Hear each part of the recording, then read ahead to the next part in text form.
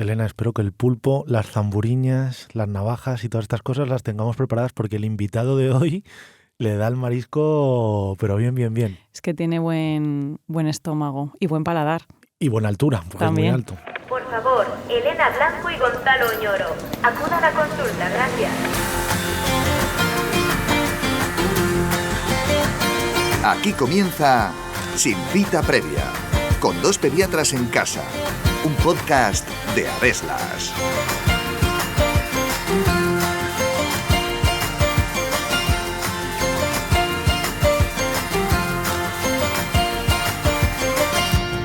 Bronquiolitis, bronquitis, broncoespasmos, crisis de asma, todos ellos procesos agudos que cuando se repiten hacen que los padres y madres de los niños que los sufren se hagan la misma pregunta. ¿Será mi hijo asmático en el futuro? El asma es una enfermedad crónica que predispone a estos procesos, pero cuando un niño es pequeño, a veces es difícil asegurar si en el futuro seguirá presentando episodios de este tipo. Pero, ¿a partir de qué edad podríamos decir que un niño es asmático? ¿Tiene algo que ver el asma y las alergias? ¿Y la dermatitis atópica? ¿Existe algún tipo de medicación para evitar que estos niños tengan broncoespasmos de repetición? En el caso de un broncoespasmo agudo, ¿podemos empezar a dar a un niño un broncodilatador antes de acudir al médico? ¿Y estos niños a los que se les diagnostica de asma pueden hacer deporte y vida normal? Está a punto de comenzar un nuevo episodio de Sin Cita Previa, el podcast de Adeslas, y hoy nos centramos en todo lo que tenéis que saber sobre el asma en la infancia. Así que ajustaos bien los auriculares porque empezamos.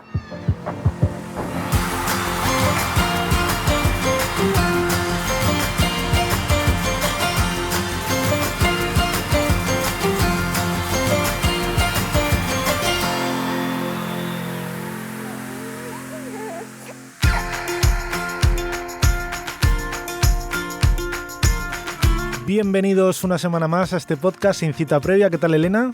Hoy muy bien, muy contenta esta mañana de estar aquí bien acompañada. Ahora lo veremos, ya lo hemos anticipado que tenemos un invitado de categoría, pero antes daros las gracias por todos esos comentarios y valoraciones tan positivas que nos dejáis en redes sociales y desde las plataformas que nos escucháis, que nos ayudan un montón a crecer, porque este podcast es para vosotros, así que seguir ahí dándole para que sigamos todas las semanas. Hoy hemos venido a hablar de una cosa que, bueno, hemos hecho episodios ya de bronquitis, bronquiolitis, y hoy vamos a hablar un poco de la parte crónica, que son los broncoespasmos que se repiten, el asma. Y nos hemos traído a un invitado muy especial, que es un amigo nuestro, que es el doctor Alejandro López Neira. Él es pediatra, es neumólogo infantil en la sección de neumología pediátrica de fibrosis quística y asma grave del Hospital del Niño Jesús, y aparte es miembro de múltiples sociedades científicas de neumología. Así que bienvenido, Alex. ¿Qué tal? Nada, pues muchas gracias por invitarme. Espero que podamos hoy aclarar algunas dudas que tengan vuestros oyentes. Pues seguro que sí. Bueno, a lo largo de este episodio nos gustaría que, aprovechando que tenemos aquí un súper experto, pues bueno, nos contase qué es el asma, qué significa tener asma, qué niños están predispuestos y bueno, qué debemos hacer cuando tenemos un niño diagnosticado de asma o una posible asma. Así que vamos a empezar por el principio.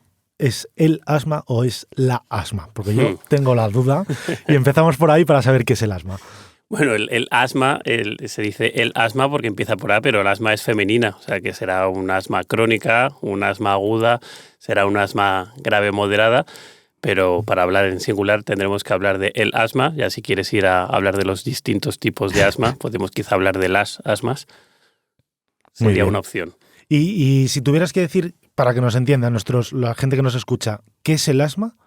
Una definición muy sencilla, de una frase. Es una pregunta muy complicada porque realmente tenemos muchas cosas mezcladas que podríamos denominar bajo el paraguas del asma, pero para que todos los oyentes nos entiendan, el asma tiene quizá tres características importantes. Una, que es una enfermedad inflamatoria, como luego hablaremos quizá del tratamiento, es muy importante, que es una enfermedad crónica, es decir, que nos acompaña durante todos los días de nuestra vida, no solo cuando estamos malitos. Y luego que se relaciona sobre todo con mecanismos en los que los bronquios se cierran, se estrechan y hacen que a nuestros niños les cueste respirar. Entonces quizás el asma serían esas tres características. Bueno, y Alejandro, y ahora ya que nos ha quedado muy claro que el asma es esto que se caracteriza por esta definición que tú nos has dicho, ¿cuántos niños tienen asma? Pues es muy frecuente. Yo diría que es la enfermedad crónica más frecuente en la infancia. Si hablamos de simplemente episodios de broncoespasmos, quizá a la mitad de los niños les pasa alguna vez en su vida. Episodios repetidos en los primeros años de vida, quizá 1 de cada 4. según los estudios epidemiológicos, y ya si hablamos de un asma crónica bien establecida, pues hablaremos más o menos de 1 de cada 10 niños tienen este problema. O sea, como veis, es algo muy, muy, muy frecuente. Me hace gracia porque hace unos episodios trajimos a una dermatóloga para hablar de dermatitis atópica y nos dijo, es la enfermedad más frecuente, la enfermedad crónica también más frecuente de la infancia, que luego veremos que en el fondo no es que sea lo mismo, pero un poco lo mismo sí que es. Están muy relacionadas y probablemente sean el mismo tipo de niños que tienen ambas cosas. Claro, porque estos niños son unos niños especiales, ¿no? Bueno, no especiales diría, pero que tienen unas características concretas la mayoría de ellos. Bueno, son estos niños que denominamos atópicos, y que son niños que tienen tendencia a hacer alergias y bueno, que siguen un patrón más o menos establecido. Esto no es una cosa, en la medicina no es como la ingeniería, ¿no? Las cosas no son 2 más 2 son 4, claro. Pero sí que siguen un patrón que quizá empiezan con esa dermatitis atópica, como decía la compañera del otro podcast, y luego un poquito más adelante desarrollan los problemas de asma y luego un poquito más incluso los problemas de rinitis alérgica, ¿no? En esto que se denomina la marcha atópica, ¿verdad? Y bueno, pues como son un poco los mismos, quizá tendremos que hacer un día una lucha a ver quién de los dos tiene la enfermedad crónica más frecuente. Efectivamente. Claro, por eso a veces que cuando nos encontramos un niño que se diagnostica de asma, ¿no? A lo mejor cuando hacemos la historia clínica de los antecedentes a los padres, no se acuerdan de si tenían dermatitis en la infancia o tuvieron crisis asmáticas cuando eran más pequeños, pero sí que te saben decir que tienen alergia en primavera. Claro, eso es muy, muy frecuente porque al final pues todas estas enfermedades están condicionadas por nuestros genes, que al final nuestros genes son los que nos han dado nuestros padres y por lo tanto estos antecedentes de los padres sí que tienen mucha importancia a la hora de intentar predecir si este niño realmente va a ser asmático o si este problema que tiene en este momento que consultan es algo que se va a desarrollar a lo largo del tiempo o es algo que se va a pasar pronto, ¿no? Entonces siempre es muy importante preguntar a los padres si tienen algunas de estas características, claro. Perdona, Elena, esto de los genes que has dicho a mí me parece muy importante porque muchas veces cuando los padres te preguntan, más allá de que puedas predecir si van a tener, los genes es de lo poquito que de momento los médicos no podemos cambiar. Y por eso es una enfermedad crónica, sí. ¿No? O sea, quiero decir que esto es yo creo un concepto muy importante que entiendan los padres, que cuando un niño pues o tiene dermatitis atópicas o tiene alergia o tiene tal, es para toda la vida. Luego podrá estar más controlado o menos controlado, pero que es algo... Eso es. Hombre, los genes tenemos los que tenemos, claramente. Luego podemos ayudar a que se expresen unos que sean más favorables que otros, pues con unos buenos hábitos de vida o evitando a lo mejor pues tóxicos como el humo del tabaco, que está muy relacionado con todos estos procesos respiratorios. Pero realmente sí, son los que nos han tocado. Pero esto es como la lotería, puedes tener muchas papeletas y a lo mejor no te toca, claro. Eso es lo que dice Elena, porque yo de pequeño sí que tenía episodios de repetición y soy alérgico y tal, y Elena no, y nuestros hijos pues han heredado mi genética y dice, eso es culpa tuya, así que sí. Casi todos hemos echado culpa tuya, ¿no? Lo malo. Eso es así. Bueno, ya nos has contado que había cosas que te predisponen, ¿no? Está claro que la genética... ya nos has hablado un poco del humo del tabaco, pero ¿qué más cosas pueden desencadenar que un niño sea asmático? Bueno, fundamentalmente cuando hablamos de niños están las infecciones virales. Es quizá el desencadenante más importante, sobre todo en niños pues en la edad preescolar, por debajo de los 5 o 6 años. Los virus respiratorios están implicados en la mayoría de las exacerbaciones o de las crisis de asma. El humo del tabaco está siempre ahí. Es verdad que ahora preguntamos a los padres y los que fuman nunca fuman en casa. Somos un país muy afortunado porque todo el mundo tiene terrazas y todo el mundo fuma afuera, pero al final hay un tabaquismo pasivo, ¿no? Incluso de tercera exposición, porque se queda pegado en la ropa, que sí que es importante, y el coche también, que es un ámbito en el que muchas veces se fuma cuando no están los niños y luego llevamos a los niños al colegio y van ahí en ese coche, ¿no? Que se nota que huele a tabaco. Entonces, junto con los virus y el humo del tabaco, y el tercer factor más importante son las alergias, ¿no? Las alergias ambientales, que no son frecuentes en niños pequeñitos por debajo de los 3 o 4 años, pero que a partir de los 5 o 6 cobran una importancia muy importante. Y entonces estos niños que van teniendo crisis asmáticas, ¿no? Cada vez que tienen catarros, ¿esos serían los niños que podemos diagnosticar de asma? Bueno, esos son los niños que empiezan a tener papeletas. Yo creo que los médicos sabéis que nos gusta mucho clasificar, somos clasificadores, siempre cualquier enfermedad nos encanta hacer cajones y decir tú perteneces a este grupo y tú perteneces a este otro. Las clasificaciones o los tipos de asma quizá tampoco vamos a complicar mucho la vida a nuestros oyentes, pero para entendernos tenemos un perfil de niños con crisis que empiezan muy prontito y que están muy asociadas a los virus, y que esos habitualmente se pasan sobre los 3, 4, 5 años quizá, que son esos que siempre los padres dicen, no, es que el médico me ha dicho que esto sobre los 3 años se le iba a quitar y tiene 5 y todavía no se le ha quitado. Y tú verás. Sí, ya la lió el médico. Hablo de más. Y luego hay otro perfil de pacientes que son estos que tienen esta carga de atopia y de antecedentes familiares de alergia y de asma, que estos también al principio se parecen mucho porque sus crisis tienen mucho que ver con los virus, pero que a partir de los 5 o 6 años empiezan a tener ya un poquito de rinitis alérgica. En la primavera parece que los ojitos se ponen un poco rojos y estos son los que tienen más papeletas de continuar teniendo procesos de asma ya, pues quizá no sé si hasta la vida adulta, pero por lo menos hasta la época de la preadolescencia y adolescencia. Y son los asmáticos. Y esos son los que quizá podemos llamar con más, tener más claro que realmente hablamos de niños asmáticos. Y además de hacer esto de la clasificación por las características que tienen, ¿no? El índice predictivo de asma que vosotros utilizáis, ¿hay alguna prueba más que se pueda hacer en los niños para apoyar el diagnóstico? O si es necesario hacer la prueba para poder diagnosticar el asma, que eso también te lo preguntan muchas veces. Claro. A ver, las pruebas es importante en niños ya que tienen cierta edad, por encima de los 4 años y que colaboran, poder hacer pruebas de función pulmonar. Estas son pruebas que nos permiten saber si existe alguna alteración en la función de esos pulmones. La prueba principal es la espirometría, que seguramente pues, muchos de nuestros oyentes han oído hablar de ella. Seguro que sí. Es una prueba sencilla que simplemente hay que soplar en una máquina, pero requiere cierta colaboración. Claro, un niño de 2 o 3 años es muy complicado. Normalmente a partir de los 6 se dice que se puede hacer. Nosotros en el hospital con las excelentes enfermeras que tenemos, con 4 y alguno con 3,5 incluso consiguen hacer la espirometría. Y esta prueba nos permite ver si existe algún problema y sobre todo si este problema podemos solucionarlo dando un broncodilatador. De manera que podemos objetivar o tener datos objetivos, decir, no, este niño tiene un problema y además yo le doy un broncodilatador y mejora, ¿no? De esas características que nos habías dicho del bronquio comprimido. Realmente es una prueba que nos orienta mucho a la existencia de asma, ¿no? Es verdad que no es una prueba definitiva, tienes que ponerla siempre en el contexto de cómo es la clínica del paciente, cómo son las crisis, no es tan sencillo como hacer una prueba y ya está. Siempre a los pacientes quieren, no, hágame la prueba del asma o hágame... Y luego la realidad es que los médicos no tenemos tantas pruebas que haciéndola nos diga si sí o si no. Sí, porque si clínicamente un niño parece, pero la prueba es prácticamente normal, igualmente el tratamiento va a seguir siendo el mismo. Sí. Una cosa es que cuando vemos al paciente en la consulta, la mayoría de las veces está bien, porque no coincide que el día que le has dado la cita está enfermo, ¿no? Entonces, que tenga una prueba normal no significa que no tenga asma. Siempre lo que nos cuentan los padres, y muy importante, la respuesta que tiene el tratamiento, porque el tratamiento para el asma, si queréis luego charlamos un poco sobre ello, pero el tratamiento para el asma es muy efectivo, con lo cual que responda bien al tratamiento pues también nos da más información y nos dice que realmente ese chico lo que tiene es asma. Y otra cosa que iba yo a decir, claro, la prueba... En los centros de salud también hay aparatos de espirometría, quizás no se hacen tan frecuentemente como deberíamos hacerlas. Una consulta de neumología en un hospital es hasta la orden del día.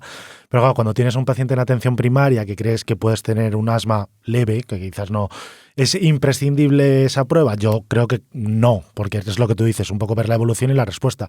Y más, pero muchas veces te lo dicen, y no me va a derivar al especialista, es imprescindible derivar al neumólogo infantil a todos los niños que tenemos con este tipo de episodios. No. A ver, imprescindible evidentemente no lo es. Todo dependerá de la gravedad que tenga ese asma, ¿no? Un asma leve, es decir, que tenga pocas crisis o que sean crisis de poca intensidad y que el niño o la niña no tenga una limitación en sus funciones normales, que pueda correr en el patio y hacer sus actividades, su gimnasia, su deporte sin problemas, ese niño se puede manejar perfectamente en el ámbito de la atención primaria, porque es un niño que probablemente con un tratamiento en un escalón pequeño sea capaz de controlar sus síntomas y por lo tanto no es necesario la participación de un especialista.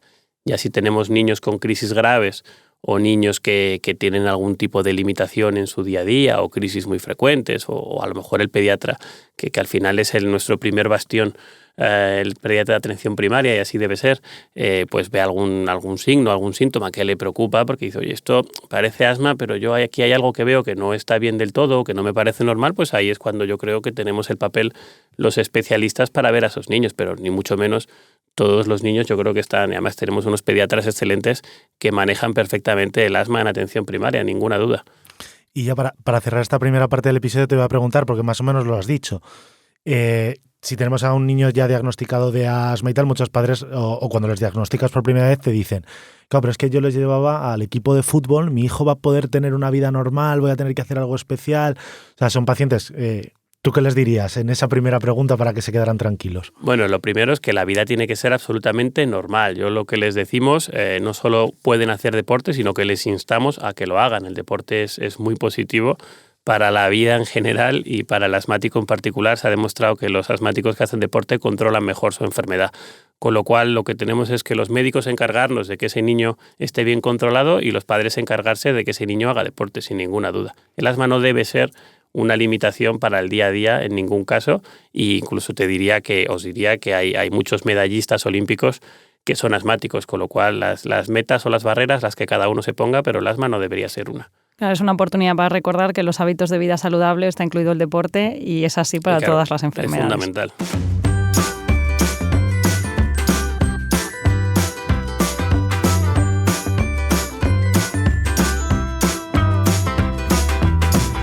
Pediconsejo. Antes de administrar medicación inhalada a tu hijo, comprueba que los dispositivos no están caducados y que queda medicación suficiente.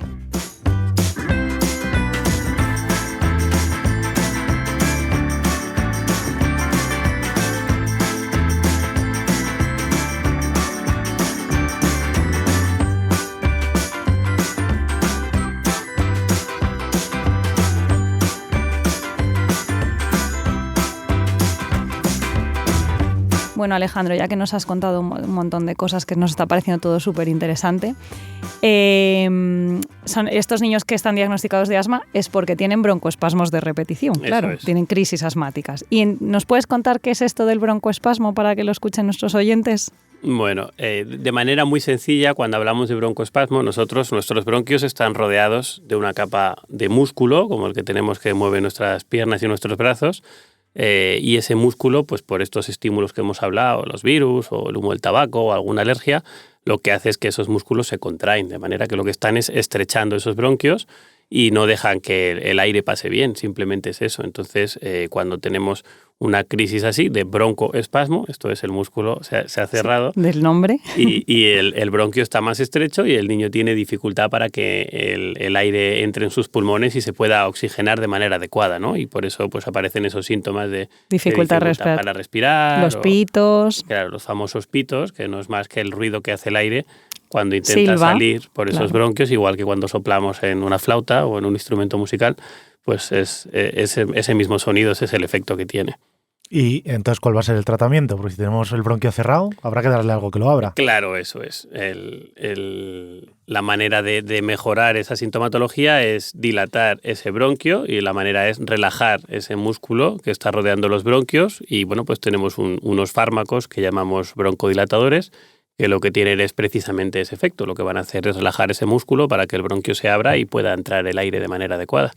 Claro, y como antes nos contabas que también la base del asma también tiene inflamación, ¿no? A veces cuando estas crisis son más graves o incluso en niños que tienen episodios frecuentes, ¿no? También usamos los corticoides por ello. Claro, eso es. Antes cuando me pedíais una definición os hablaba de dos características. Uno la inflamación y otro que es una enfermedad crónica, y esas dos características son las que nos definen el tipo de tratamiento. Necesitamos poner un antiinflamatorio para cubrir esa inflamación y además lo tenemos que poner de manera crónica, no vale con ponerlo solo los días que el paciente se encuentra mal, ¿no? Y bueno, el fármaco más efectivo y además, bueno, que es un fármaco seguro y que tenemos mucha experiencia de uso, sin duda son los glucocorticoides inhalados, que tenemos varios. en el mercado, pero bueno, básicamente funcionan todos de manera similar y el efecto es eso. Nosotros lo damos todos los días para tener esa inflamación contenida y que luego no se desencadenen síntomas. Claro, ¿esto se le da a todos los niños que tienen crisis de asma o a qué tipo de niños? Que se me os estáis adelantando y estáis yendo a la parte del tratamiento crónico. Es que Elena se enfada mucho porque el guión yo lo digo ahí, ¿qué tal? Pero antes de pasar a la parte... Yo soy un mandado, a mí lo que me Antes de preguntan. pasar al tratamiento crónico, que nos hable un poquito más del tratamiento agudo, porque hemos hablado de los broncodilatadores, que es lo que yo les cuento a los padres, que es como el agua que apaga el fuego cuando tienes un episodio de broncoespasmos. Y yo te quería preguntar, ¿estos niños o los padres pueden empezar a dar esa medicación antes de ir al pediatra? Que es una pregunta que nos hacen mucho, o llegan a la consulta y dicen, no le he dado nada para que vea cómo está de mal. Bueno, eso, los padres no solo pueden, sino que deben hacerlo. Una cosa es la primera vez que le pasa eso a tu hijo, que evidentemente no sabes qué está pasando y debes consultar con un médico, porque bueno, a lo mejor le está pasando otra cosa, y luego ya es un niño que tiene un diagnóstico de asma o tiene procesos repetidos y claramente le está pasando lo mismo de siempre, ¿no? Entonces, en esa situación, el administrar pronto un broncodilatador va a mejorar el pronóstico. Entonces, los padres deben administrar ese broncodilatador en casa. De hecho, deberían tener un plan consensuado con su médico de qué es lo que tienen que hacer cuando aparece. Pero es verdad que a veces vienen también a urgencias. No le he dado nada para que le vieran a ver cómo Sí. estaba. Y dice, bueno, pero nosotros, los médicos, de verdad que confiamos en lo que los padres nos cuentan. No, y es importante recordárselo porque hay veces que como que no tenían muy claro, sobre todo cuando son más pequeñitos y es muy al principio de este proceso o de su cuadro de asma de su infancia, Claro. que les da miedo, los efectos sí. secundarios y tal. Y bueno, es importante que se recuerde siempre que vale la pena muchísimo hacerlo antes porque cuanto antes empieces, pues menos grave va a ser el proceso. Y que eso no quita que luego consultes con tu médico, evidentemente. Pero Claro. bueno, le llevas ya al niño y empiezas el tratamiento, ¿no? Porque realmente un niño que no tiene otros problemas no le va a dar ningún problema administrarse una dosis. Sí, pero les da de un como broncodilatador. muchas veces los padres Bueno, sienten siempre. miedo, pero luego cuando ellos ya se acostumbran, les pones tú ahí chorrocientos puff en urgencias, dicen, pues no pasa Claro. nada. Lo que pasa que es verdad que esos miedos los tenemos que intentar controlar los médicos, ¿no? Porque al final el miedo se combate con información y yo creo que si les damos una información adecuada a los padres, ellos evidentemente siempre buscan lo mejor para sus hijos y le administran esa medicación. Lo acabas de decir, Elena, claro, los broncodilatadores, como la gran mayoría del tratamiento se pone los broncoespasmos y en el asma, es inhalado, porque los broncodilatadores también hay presentaciones vía oral, pero que están más que demostradas que en general no se deben, o que no... No son mejores Eso es. y tienen más efectos secundarios, con lo cual, bueno, la ventaja que tenemos en el pulmón es que podemos llegar a nuestro órgano diana al que queremos tratar por la vía inhalada y bueno, pues eso nos hace utilizar dosis más bajas y ser más precisos y tener menos efectos secundarios, ¿no? Y ojo siempre con la cámara, ¿no? Eso es muy importante. Bueno, que la hablabas cámara... de la inhalación, el cómo se hace esa medicación es tan importante que qué medicación se da, claro. Claro, también la cámara, los dispositivos que llamamos MDI, que son los que dice Elena de Puff, que son los típicos de las películas, que, bueno, a lo mejor luego lo podemos mencionar, pero hay otros dispositivos que también son para niños más mayores, que son los de polvo seco, que no requieren cámara, pero que requieren la colaboración de coger aire. Lo digo porque yo he visto a adolescentes llevando la cámara en la mochila del colegio y es como, hombre, a lo mejor los médicos podemos cambiar en ese momento, que son normalmente hacia los 7, 8, 9 años, entre los puff de esa medicación a una. Ahora además se habla últimamente también de la huella de carbono que tienen estos inhaladores presurizados, los MDI que comentabas. Entonces, bueno, niños pequeños no hay ninguna duda de que utilizar un inhalador presurizado de los famosos puff, pero siempre esos inhaladores hay que asociarlos a una cámara. Eso es. La cámara podrá llevar o no mascarilla en función de la edad del niño, probablemente pequeñitos, hasta los 3-4 años con la mascarilla, a partir de ahí la cámara con la boquilla, pero normalmente un niño a partir de los 7-8 años es capaz de hacer los otros tipos de inhaladores, los que comentabas de polvo seco, que realmente no sale nada del dispositivo, sino que es el propio paciente el que al inhalar está inhalando ese polvito que tiene la medicación. Entonces, bueno, esos no necesitan cámara y son quizá más cómodos y probablemente en adolescentes seguro, en niños mayorcitos se pueden utilizar. Pero bueno, también hay que ver que el niño sea capaz de hacerlo y probablemente yo también he visto pues esos medicamentos prescritos a niños muy pequeños claro. O a veces por error porque la receta electrónica está debajo y has clicado en donde no es.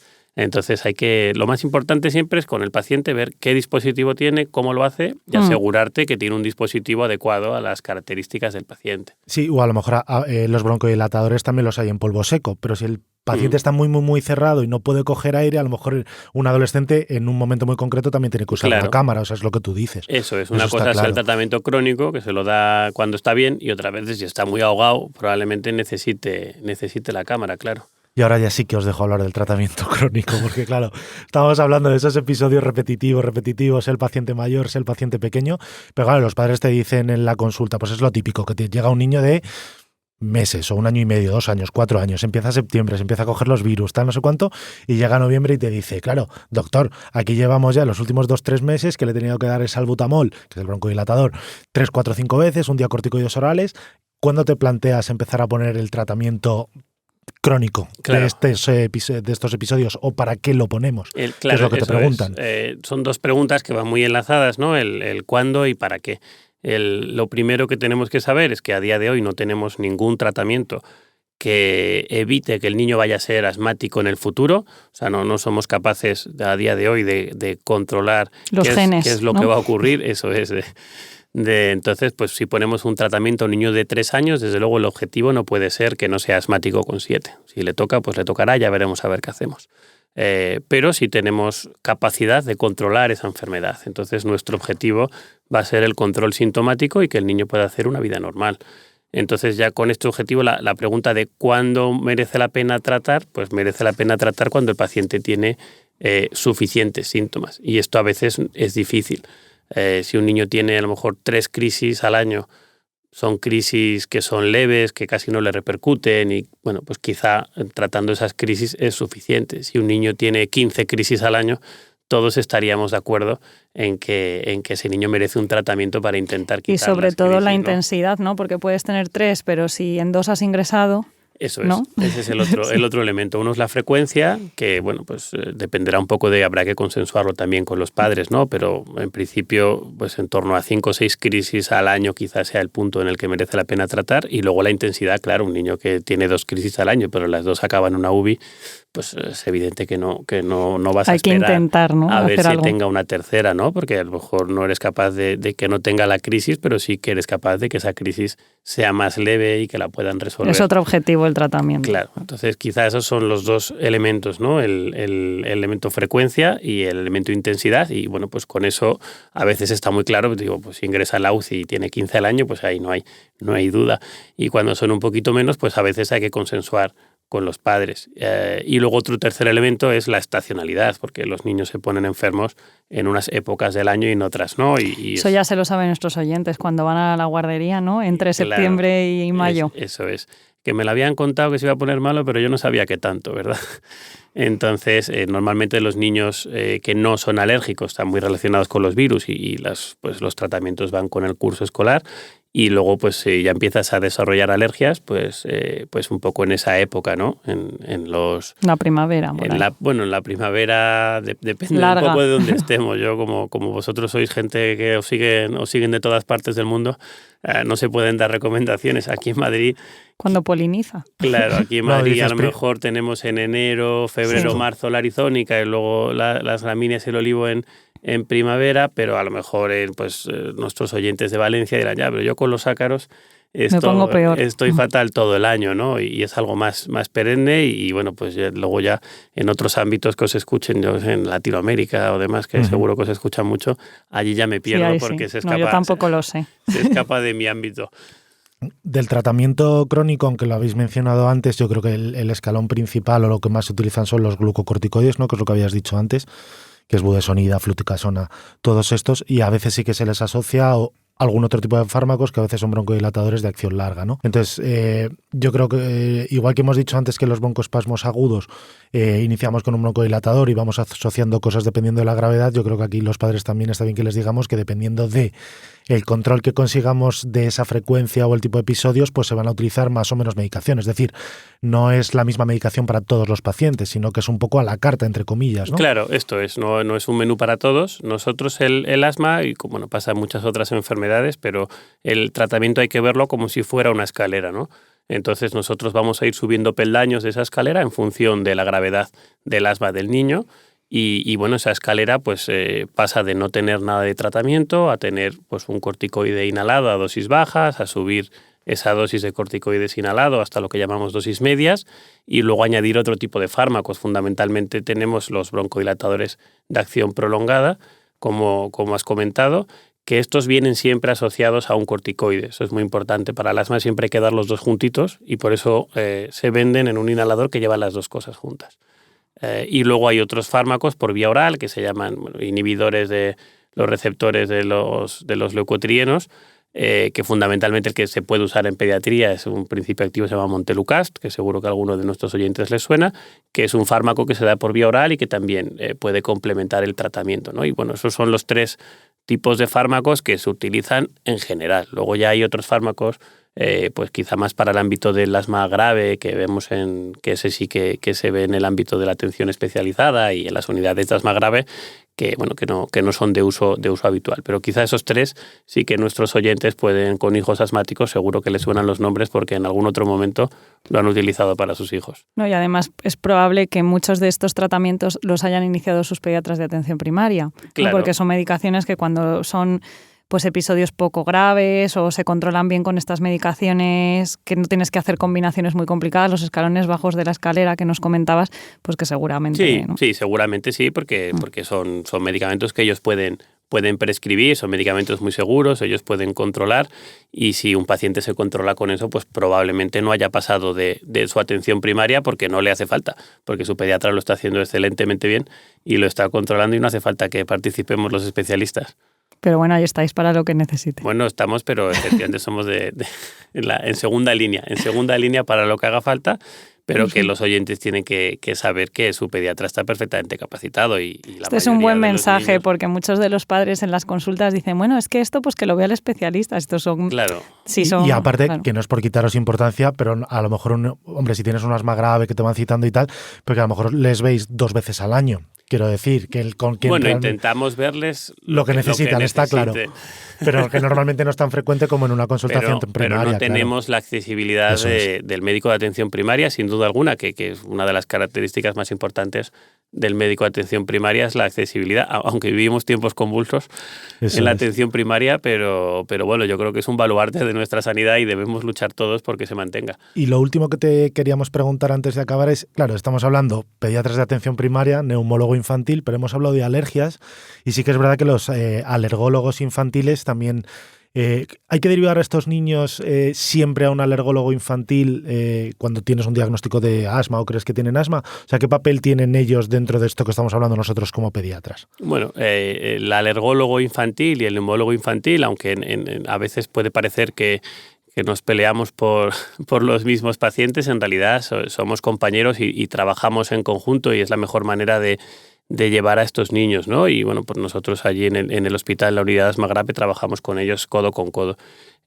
Probablemente por debajo de los 5 años es muy poco probable que exista una alergia y ahí el papel del alergólogo pues es más limitado porque no existen esas alergias, ¿no? A partir de esa edad en la que sí que suelen aparecer ya síntomas y ya vemos un niño que tiene síntomas de alergia, pues los típicos de estornudos, ojos rojos, picor de nariz, esos niños sí que deben de tener una evaluación alérgica que el mejor la hace evidentemente es el alergólogo, ¿no? Al final hay niños que ellos también llevan muy bien el asma y tenemos muchos niños que los ven solo ellos, pues porque los han derivado al alergólogo y otros que los vemos nosotros porque nos los han derivado y luego los que realmente tienen un asma más grave que los vemos en conjunto, ¿no? Entonces yo creo que él también tiene un papel importante, probablemente a partir de eso, de los 4 o 5 años en niños que tienen síntomas de alergia. Bueno, Elena, yo creo que vaya capitulazo que hemos hecho hoy sobre el asma. Yo me he quedado... Si te has dado cuenta, ha habido ratos que he hablado mucho, que ya sé que yo hablo mucho, pero ha habido ratos que he estado prácticamente todo el rato callado porque la voz de Alex y todo lo que nos ha contado... Es muy serena y súper claro. Yo creo que de aquí, de este capítulo, salimos con las cosas muy claras. Muchísimas gracias. Ahora te dejamos estos micrófonos para que, bueno, digas lo que mejor te parezca a modo de conclusión y que, bueno, de nuevo, gracias por estar aquí. Bueno, nada, agradeceros a vosotros la oportunidad de llegar a tantos oyentes como tenéis y, bueno, yo espero que con este podcast que hemos hecho, este capítulo, hayan quedado conceptos claros del asma. Yo sí invito a todos los oyentes a que tengan dudas al respecto, que hablen con su médico de atención primaria y que valoren todas estas cosas que hemos dicho, que yo creo que seguro que se las van a aclarar y simplemente que entiendan esos pequeños conceptos que hemos puesto, que es una enfermedad crónica, que el tratamiento cuando se pone es todos los días, que hay que utilizar una cámara de inhalación cuando utilizamos un inhalador de esos de los PUF. Y sobre todo también lo último que comentábamos o las cosas que comentábamos de que cuando tengan esa dificultad respiratoria pues que le administren la medicación y yo creo que con esas pequeñas pinceladas espero que podamos haberles ayudado a que controle mejor estos problemas en los niños que como hemos dicho son muy frecuentes. Pues nada, muchísimas gracias Alex por estar con nosotros. Gracias. Gracias a vosotros.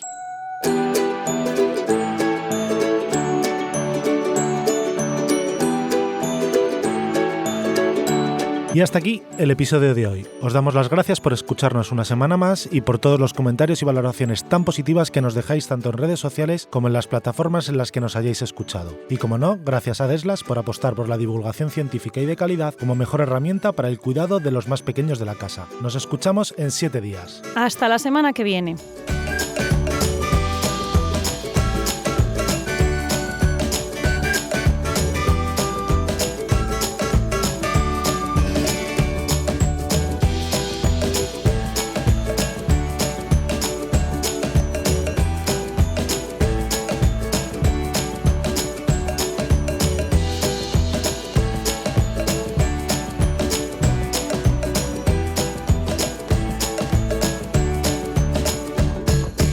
Nadie es inútil en este mundo mientras pueda aliviar un poco la carga a sus semejantes. Charles Dickens Dixit.